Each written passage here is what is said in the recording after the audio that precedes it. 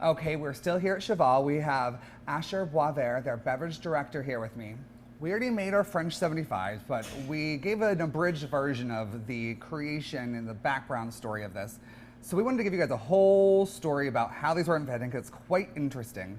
So let's sip and let's chat. All right, excellent. Well, first of all, welcome.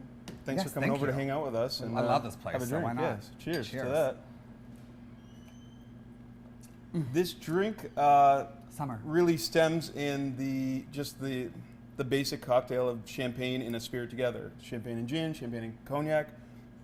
They've been doing this forever. This was Charles Dickens' favorite cocktail. He served it in Boston when he was on his book tours. It would just be Old Tom gin and champagne, and it really took its next step into what we know the French 75 is today after World War I. So all these American soldiers were over, and when they came back, they were making something called the French 75. So let's figure out where that name comes from, because it sounds French, but it's an American term.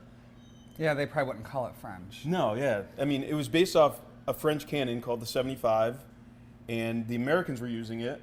It was like the first cannon that could just shoot many times without having to reload or like anything, and it had a ton of force to it. Packed a lot of punch, and we'll get into that later too.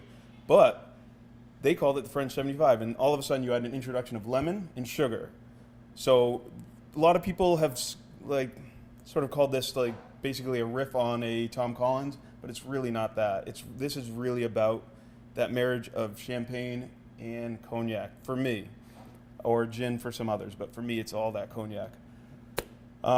It wasn't published until like I want to say the late 20s in America in this like humor magazine. It was just in the back. It had the French 75 cocktail, and then it became super famous when it was Back of a magazine. back of a magazine. And then Harry Craddock, one of the most notorious bartenders, published it in the Savoy cocktail in 1930.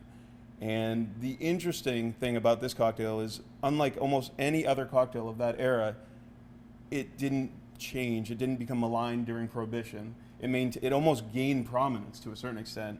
It really outlasted Prohibition, and it always tumbles its way into cocktail menus even to today. I mean, that's why we're talking about it right now. I mean, it's good. It's If great, yeah. During a bad time of history, it still thrived. Yeah, and the other interesting thing, or why I love it so much, is it's sort of timeless in terms of not only timeless it outlasts time, but seasonability. This is great in the summer. This is great in the winter.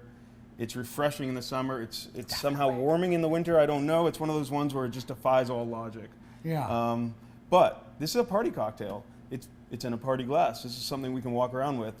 It's called the French 75 because it packs a punch, just like the cannon itself. So you can have a lot of fun with these. Yeah. I mean, with just a couple probably, or even just one, or however many is up to you. Drink responsibly. I think who was it? Charles Dickens said, too much of anything is a bad thing, but too much champagne is just right. That's a great quote. I like that. Which makes sense, and we do have champagne here. So. But not too much in one of these. You just want a splash. That's fair. You got me there. Yeah. All right, sorry, Charles. Yeah. Well, he's passed, so rest in peace. Rest in peace. Yeah, is this how you're supposed to hold it? I never know how you're supposed to hold these glasses. There's always controversy. I hold it like that usually. I hold it like this. But Yeah, then I want to people have a tell good me- base on it. People always tell me I'm supposed to be snobby and hold it like this so you don't get it warm. Well, as a bartender, I only hold them here. That's because I always say the glass is the customer or the guest, the stem is mine. Yeah, I don't want Makes to, sense. but if I'm drinking it, I'm holding it like so.